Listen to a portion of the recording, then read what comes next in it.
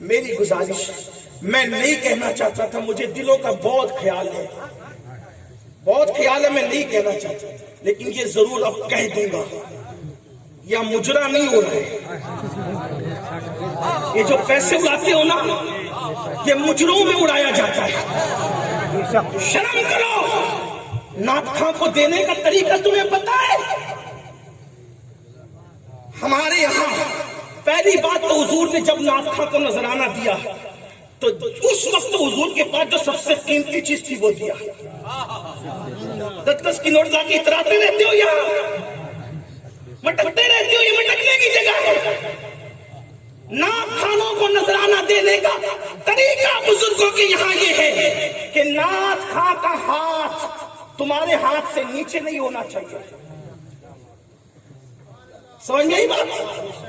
نعت خواں کا ہاتھ تمہارے ہاتھ سے نیچے نہیں ہونا چاہیے، کیونکہ حضور نے فرمایا نیچے والے ہاتھ سے اوپر والا ہاتھ بہتر ہے۔ تو جو نعت خواں حضور کی تعریف کر رہا ہے اس سے ہاتھ اوپر کیسے ہو سکتا ہے؟ اس لیے ہمارے بزرگ جب نعت خانوں کو نذرانہ دیتے تھے تو یوں ہتھیلی پہ رکھ کے ہاتھ نیچے کر کے، اپنے ہاتھ نیچے کر کے یوں نظر پیش کرتے۔ کیا تماشا بنا رکھا ہے؟ آپ مجرا کیا سمجھتے ہیں؟ یہ مجروں میں پیسے اڑائے جاتے ہیں۔ دینا ہے، سنت ہے نعت خانوں کو دینا، ادب سے لا کے یہ پھینک رہے ہیں، یہ پھینک رہے، کیا فیشن بنا رکھا ہے؟ محفل کے تقدس کا کسی کو خیال نہیں۔ میں نہیں کہنا چاہتا تھا، میں صبر کر کے بیٹھا تھا۔ میری عادت یہ ہے کہ میں دل کا بہت خیال کرتا ہوں۔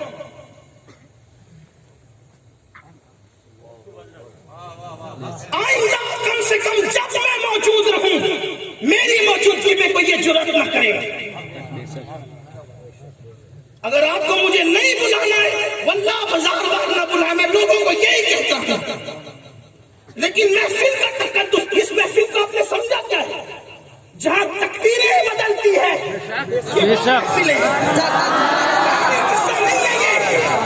جہاں فرشتے ایک دوسرے کو بلا کر کہتے ہیں آؤ کامیابی کی طرف، آؤ فرشتے کہتے ہیں آؤ کامیابی کی طرف، آؤ فرشتوں کو بلا کہتے ہیں آؤ کامیابی کی طرف، یہ وہ محفل ہے، یہ وہ محفل ہے جس میں آنے والا جنتی ہو جاتا ہے، اور آنے والا صرف نہیں بلکہ جو آنے کے موڈ میں نہیں تھا، جو آنا نہیں چاہتا تھا، اپنے کسی کام سے رستے سے جا رہا تھا، لیکن مقرر کی نعت خواں کی ذاکر کی آواز سن کر صرف آ کر کھڑے ہو گیا، تھوڑی دیر سن لیا تو فرشتے کہتے مولا سب تو سننے آئے تھے، ایک سننے کی نیت سے نہیں آیا تھا، گزرتے گزرتے کھڑا ہو گیا تھا، اس کے لیے کیا حکم ہے؟ اللہ فرماتا ہے چونکہ محبوب کے ذکر کی محفل ہے وہاں کوئی محروم نہیں ہوگا، میں نے اس کو بھی خوشی دی۔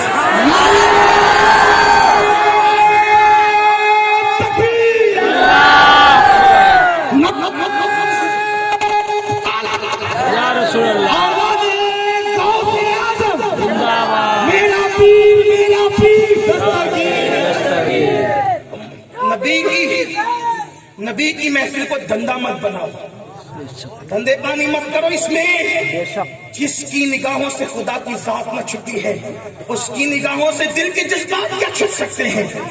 اگر ایسا کیا تو نہ دنیا اچھی ہوگی نہ آخرت اچھی ہوگی۔ یہاں دھندا نہیں کرنا، یہاں دھندا نہیں بنانا، یہاں تو صرف ان کے لیے، صرف ان کے لیے۔ ہم اگر ذکر مصطفیٰ کر رہے ہیں یہ امین القادری کا امت پر کوئی احسان نہیں ہے، یہ ان کا احسان ہے کہ انہوں نے ذکر کرنے کی اجازت عطا کی ہے۔ ہماری زبان اس قابل نہیں ہے کہ حضور کا ذکر کر سکے، 1000 بار پشویم دہن کا مشک گلاب خلوص نام تو گفتن کمال پیانویس، اگر 1000 مرتبہ نہیں، میں اب اس کا ترجمانی اپنے انداز سے کروں گا، کروڑوں مرتبہ اگر مشک اور گلاب سے میں اپنی زبان کو دھل لوں تو میری زبان ایک مرتبہ نام محمد کہنے کے قابل نہیں ہے۔ یہ نام محمد ہے اور ہم نے اس کو کیا بنا رکھا ہے؟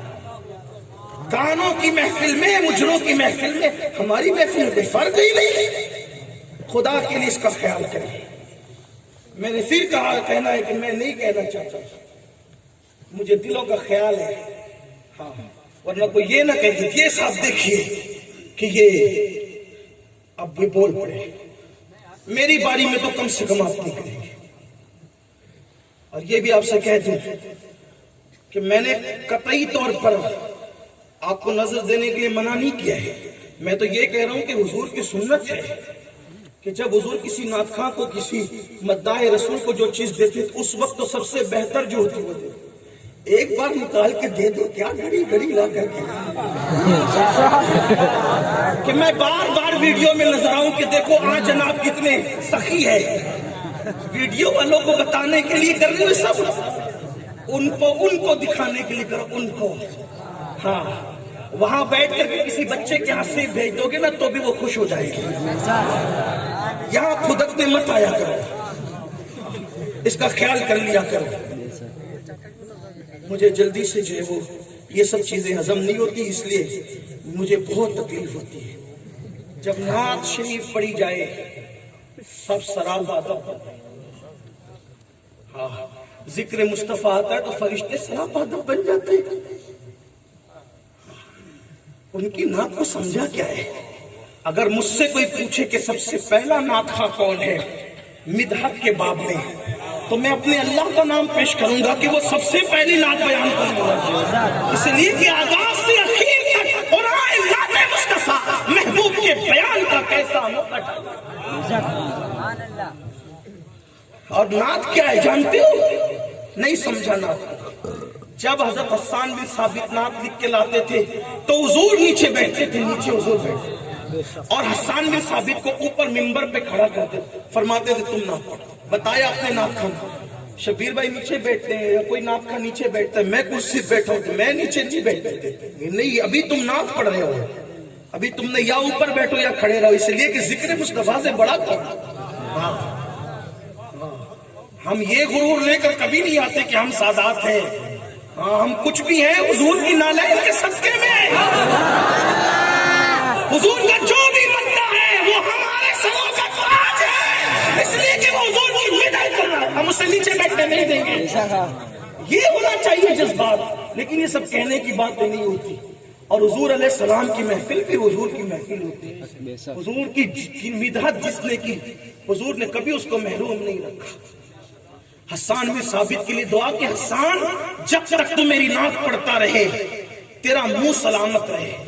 120 سال کے ہو گئے تھے حسان بن ثابت، دانت ایک نہیں ٹوٹا تھا، دانت کبھی نہیں ہلا، نوجوانوں کی طرح چہرہ دکھتا تھا، لوگ کہتے تھے پورے وجود پر بڑھاپے کا اثر لگتا ہے، چہرے پہ کیوں نہیں لگتا کہ حضور کی دعا کا اثر ہے۔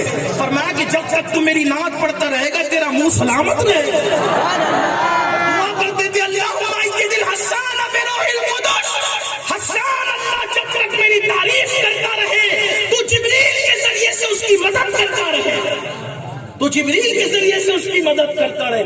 اور یہ دعا صرف حضرت حسان کے لیے نہیں، حضرت حسان کے ساتھ ہر نعت خواں کے لیے ہے کہ جب تک خلوص دل سے امت کے ثنا خواں حضور کی تعریف کرتے رہیں گے اللہ جبریل کے ذریعے سے ان کی مدد فرماتا رہے گا۔ ہاں نظر سے ہم کبھی نہیں روکتے، آپ اس کا کوئی مطلب لے لیں، حضور علیہ السلام کی حدیث ہے جس کو نذرانہ پیش کیا جائے وہ انکار کرے وہ میری سنت کا انکار کرتا ہے، اور ایک دن اللہ اس پر ایسا لائے گا کہ اگر وہ مانگے گا تو بھی لوگ اس کو نہیں دیں گے۔ اسی لیے نذرانے میں اور بھیک میں فرق یہ ہے کہ بھیک مانگ کے لی جاتی ہے، بھیک مانگ کے لی جاتی ہے، اور نذرانہ بن مانگے ملتا ہے تو انکار نہیں کیا جاتا، دونوں میں فرق یہ ہے۔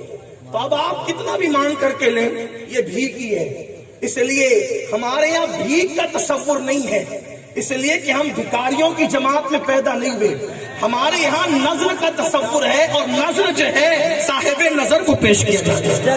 ایک بار درود شریف پڑھ لیں۔ بلند